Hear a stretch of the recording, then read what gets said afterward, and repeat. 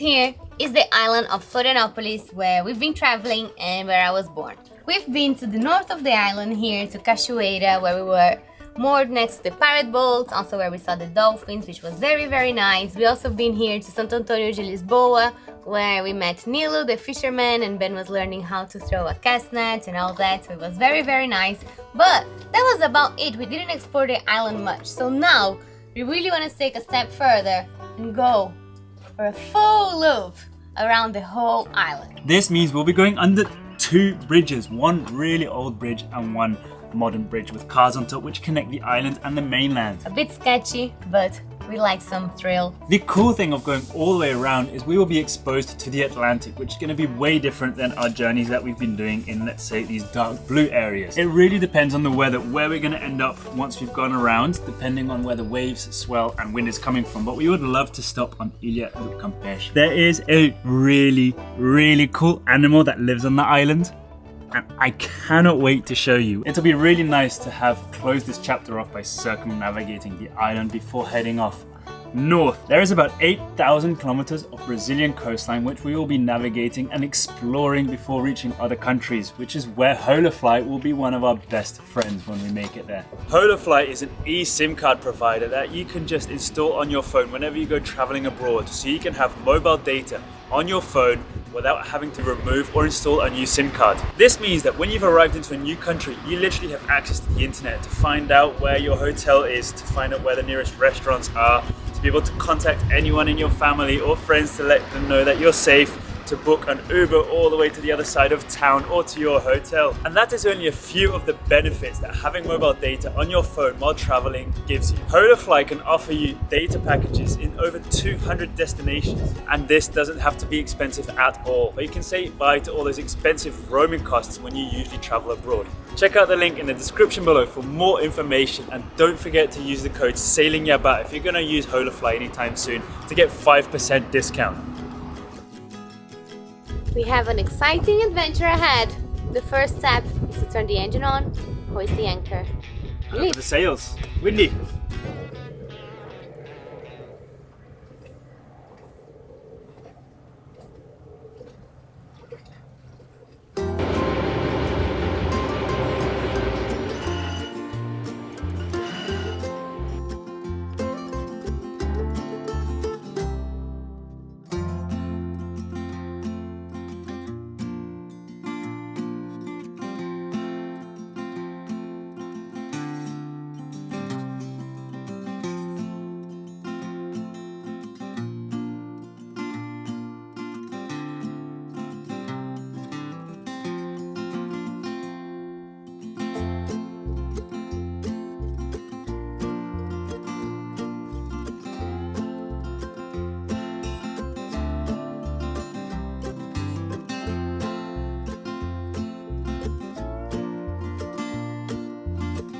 You're good?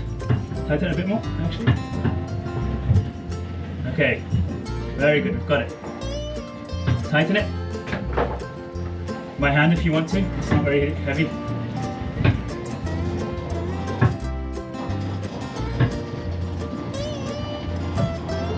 Stop. Okay, now tighten the one on the other side.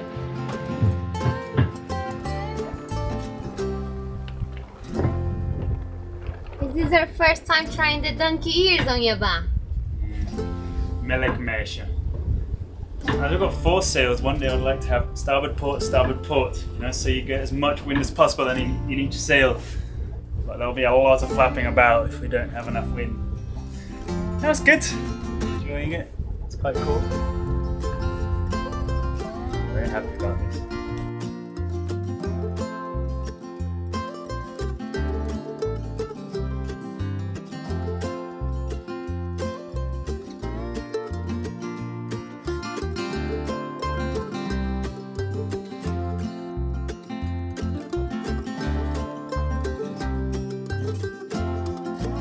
It's so crazy. You're just like steering and all of a sudden a black flag pops up right next to you, which means anywhere near it is a second black flag and you could be running straight into the net. So we spun around, did a 180 because at least we know where we came from, there isn't a net, and then while we did that we managed to connect that black one over there. If you can't see it, somewhere there where my finger is, with one that's right over there. They're really, really far spread apart.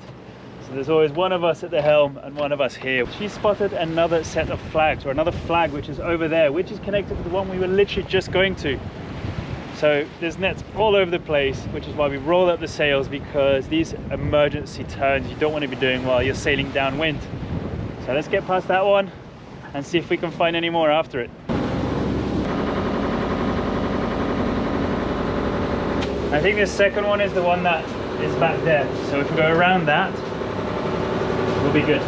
We're ending up making a massive detour. We were going to go around that one, then we spotted this one over here. We have to go around this one, and hopefully this is the last one we have to come across, so we can follow a straight line. We're almost going to see the highest mountain peak over there. That's probably exactly where we're going. Can't see the bridge yet. Oh yeah, we can see the bridge. That's exactly where we're going. I'm going to take over steering, and Pete's going to come here to the bow, but we have to get our waterproofs on because I'm hearing thunder on the horizon, and you can see the mountains are slowly disappearing. So that is tons of rain. We've even got a rain alert, a flood alert, at least on the mainland. So rain clothes it is, and I think it's been a wet welcome to the new Anchorage.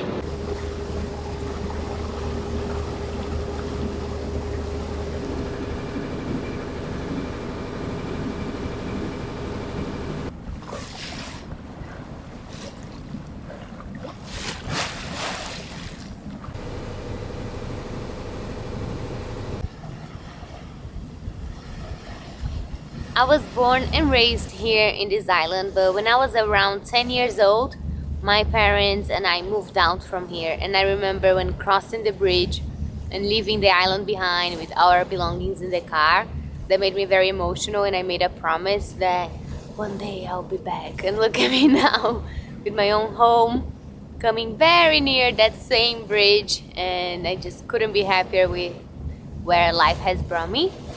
And being here with Ben, the doggies, and my own boat, it really is the dream come true. It's very special to be here. We are going to the center.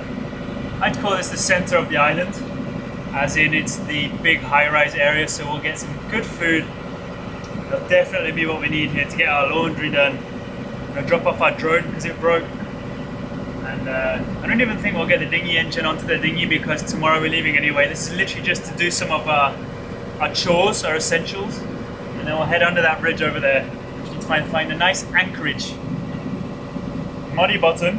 It's going to be about 1.7 to 2.5 meters, which is perfect for us. We're at 1.30, 1.3, and then we're going to explore the mall. There's a mall right here.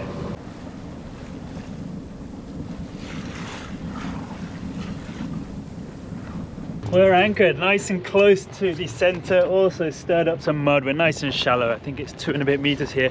The tide's not going to drop more than 20 centimeters in the next few days. And P, you're going to put the snubber on. Me? Yeah, we'll see if your arm is long enough. Wait, can you help me with my shoe? Is it going to fall? No, it's stuck on something. The other one.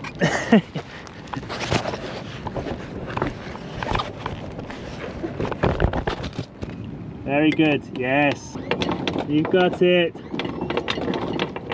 Okay, drop it, see what happens.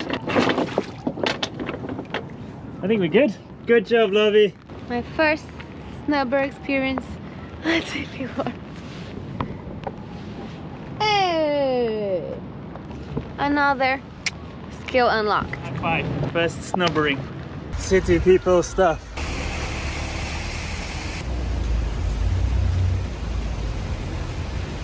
It's funny because the Brazilian Meteorological Institute has warned us, or given us a red warning or something like that, for heavy rain and floods. But for me, so far, this is just like being in Scotland. This is the moment that I've been waiting for so long. Thanks to Andres and Gabriel, we have the most forward sail fixed, which we're going to put on the boat right now, at least when we're back, depending on the wind. I'm going to put it on the screen right now, the before picture of this, and take a look at this right now. And also all this over here. You might have seen MP's mum trying to sew that and it just kept ripping. And they had exactly the same color that we wanted. And they just put it all the way up, all the way to the tip of the sail.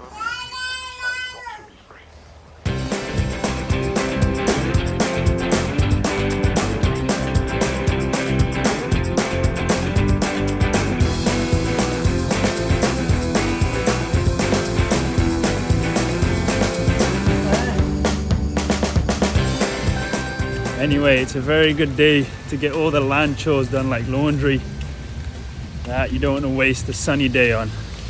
Let's go and find MP at one of these beaches over here.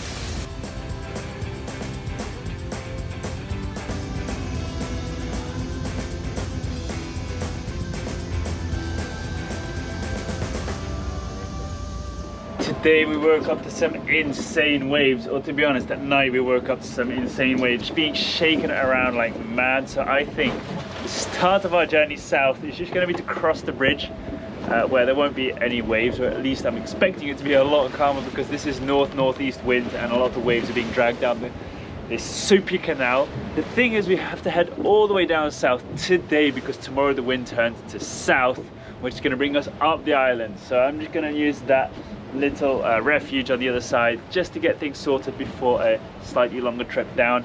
Hopefully we can make the most of all this wind, open a few sails and head all the way down to Pinheira, I think, which is going to be our refuge, or at least our anchorage for the night until we leave up north tomorrow. We're going under two bridges now.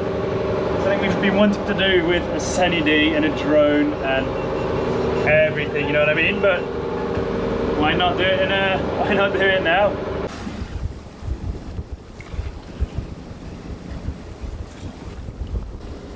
Hey, you've been so brave, Blake. Yeah, look at you. I think that for everyone who was born in this island, going under the bridge is quite an iconic moment, but I cannot help but feel nervous about the height of the mast, even though we should be fine. It is a bit nerve-wracking.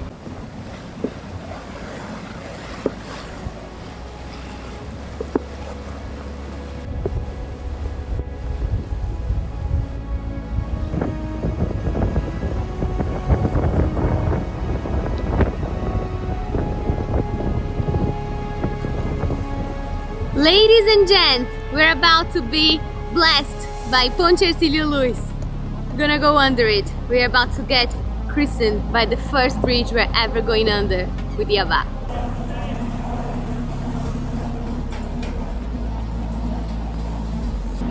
Plenty of space.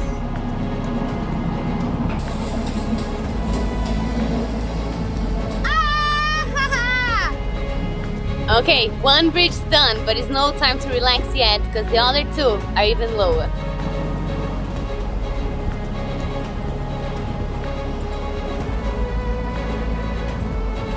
I'm not liking this a On bit. your head. You think so? Just look out for your head. Bill. I cannot breathe.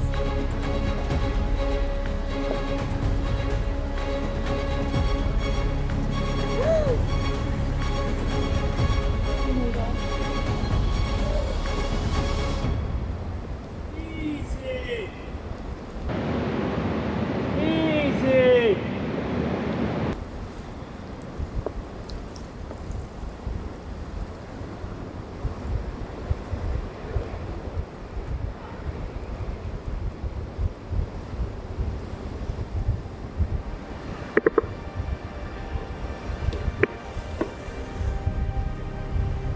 I was so convinced it was going to be fine. I saw like some trucks driving over the top and I'm like, our mast is probably two and a half trucks, and like right under it. Anyway, look, it's flat here. Flat. It took us what, 10 minutes? Anyway, back to the help. Nothing like starting the day with a little bit of adrenaline. It's better than caffeine.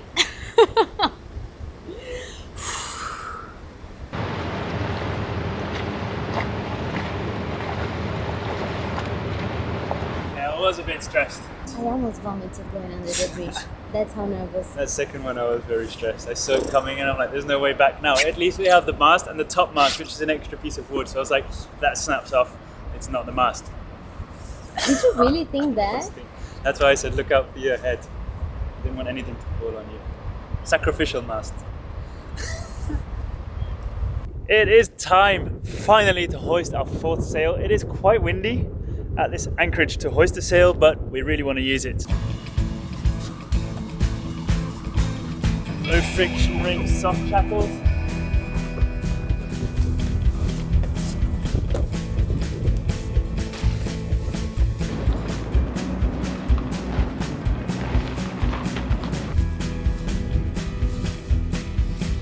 Okay.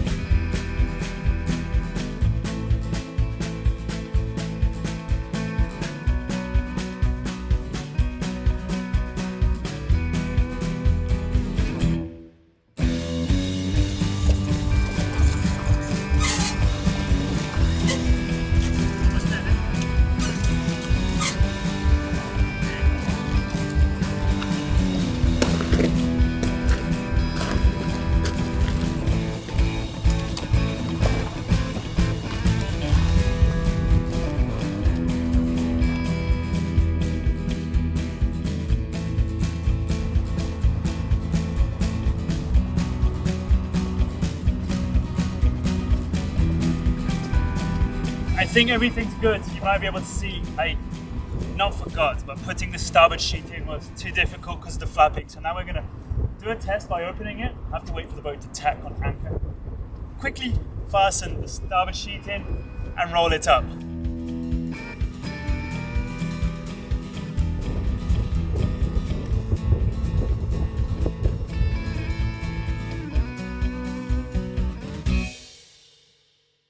This one is very stiff, which is not handy, but we can roll it up with a bit of effort. How did it help? We've got 4 sails, guys. I will fix the stiffness in that one. I think it's in the drum itself. I was afraid of opening it again to grease it since I dropped the core, the most essential part last time. When not to install a sail when there is an almost 20 knots of wind hitting your boat. But you cannot blame us for being so excited for having finally 4 sails on Yabá. So we had to do it before we go around the island so we can finally test Yabá with all 4 sails. So it was the right thing to do depending on how you look at it. How about that? 1, 2, 3. One more to go, but I'll ask MP for that one. Still need to figure out the mounting points of the sheet so this doesn't happen. Got one over here, one over there, and one back there. I'm very happy how they work. Just need to figure out. Let's open this one a bit and that should help. Open the green. And also I need to bring this line onto an organizer.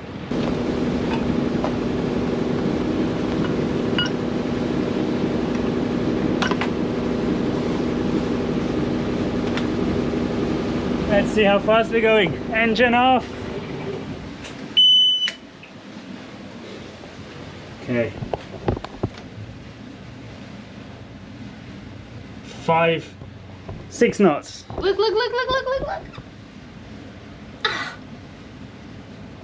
Very happy with 6 knots. Let's try and maintain a course now and head over to Piñera. Where is that? Oh, there's a rock here. Did you see that? All the way to the south of the island. Here.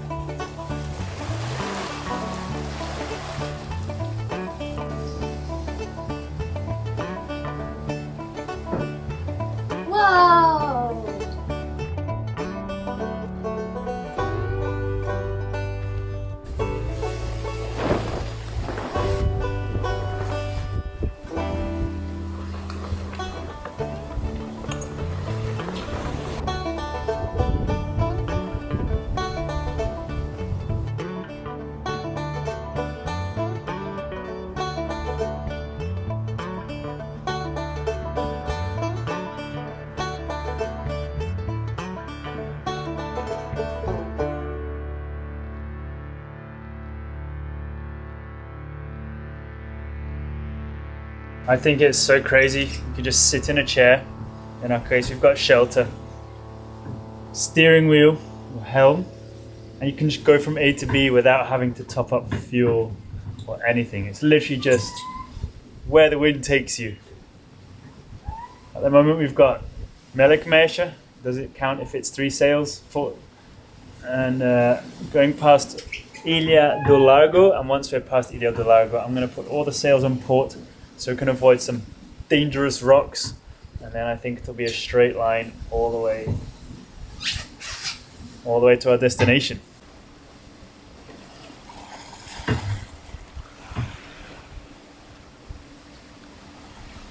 We've just brought our sails down and turned the engine on. We're going to head over to this Anchorage, which means we have to go around this sandbank over here, which is 0.1 meter, but we're almost there. Here's very, very filled of sandbanks.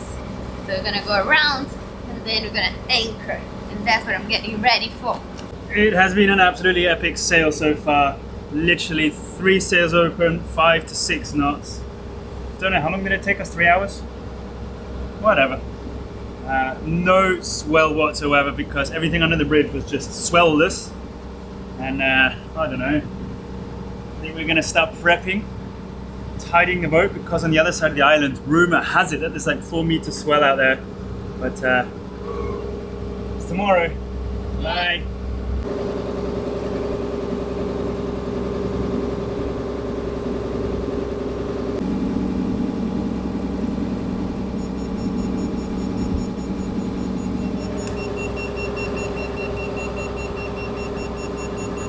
I wanted to go around the shallow area, but there are tons of mussel or oyster pots over here, which kind of makes us change plan and risk having to go through some of that shallow area. So keep a close eye on the depth sounder, and fortunately it's sandbanks and not rocks. And there's another sailboat over there that looks like a deep keeled boat, so I think we'll be good.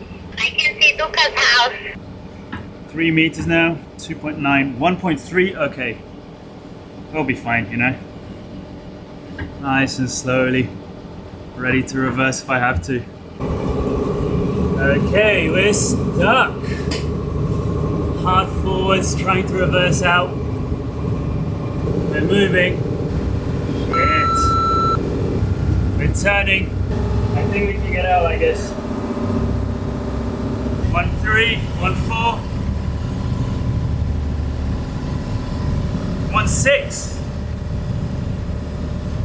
Normally, if I were to hit a sandbank, if I had the sails open, I would have just dropped them, or at least loosened the sheets to make sure nothing is propelling us forwards. Engage the engine hard in reverse and reverse hard out of the sandbank the same way we got in. In this case, we had a dinghy tied behind the boat, and the last thing we want, as well as being stuck on a sandbank, is to have a rope in our propeller. Because of that, I didn't reverse out, and there are 2 factors why I didn't want to. Factor number 1 is our boat can practically spin 360, or in this case, we only needed a 180 on the spot if you hit hard starboard or hard port and full engage your engine. The second thing that I had to take into consideration is our draft is 130, and that is 130 at the stern. At the bow it's 120, which means we did have a soft landing on that sandbank.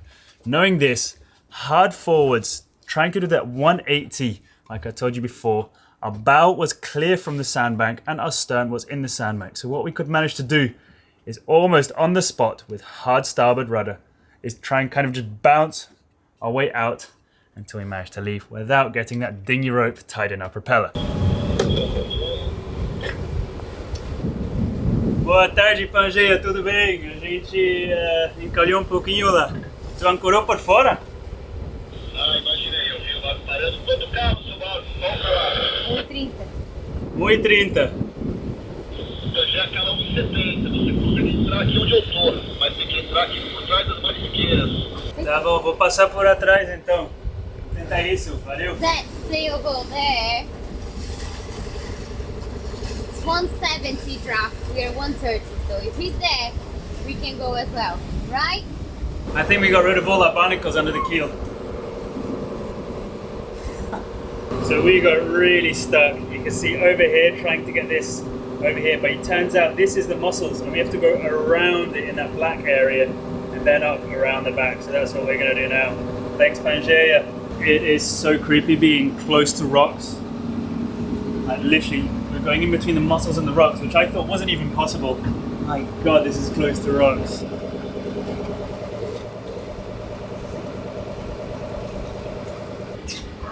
Follow me, Blackie.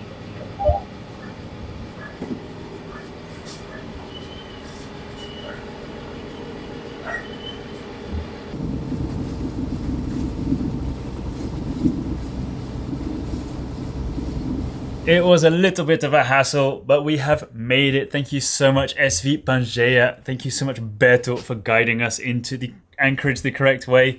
Now we are just in time to watch the International Cruises Awards live. And it's going to be so much fun because we couldn't make it to the Annapolis Boat Show this year, but it's going to be so great to see all our friends on the big screen. So MP's setting up right now. Let's go and have a look downstairs. I hope it's so. Are you nervous? I'm so nervous. And so, without further ado, the finalists are... Refit of the Year. Nicole Edwards, single-handedly refitting a Bristol Channel Cutter 28. Sailing Yabá, Ben and MP, rebuilding Yabá, an 80-plus foot wooden boat. Thomas and Petra pour 3,700 kilograms or 8,200 pounds molten lead into a new keel. I'm so happy for these two. Go ahead. The winner is? And the winner is Ben and MP from Sailing Yabá. Yes!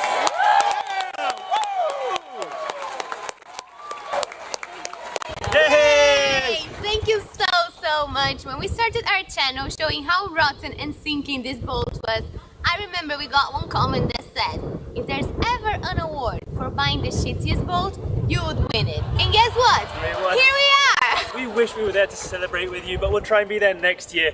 Now we're trying to live the life we're building towards for 4 long years. Massive congratulations to all the other contestants and finalists, and a massive cheers to all of you. Cheers! Cheers! You have to drink for, you gotta drink for MP. Hey, I'm doing this for them.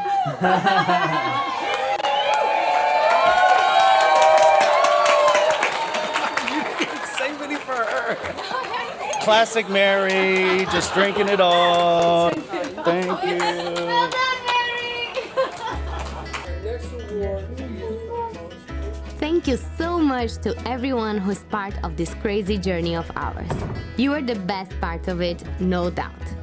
And a special shout out to our amazing crew of shipwrights who we will be forever grateful for.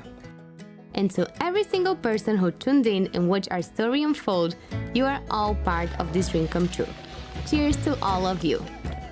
Thanks for being here. Don't forget to subscribe. And remember that you can join our Patreon crew if you want to support us and get some exclusive content too. See you next week. Bye.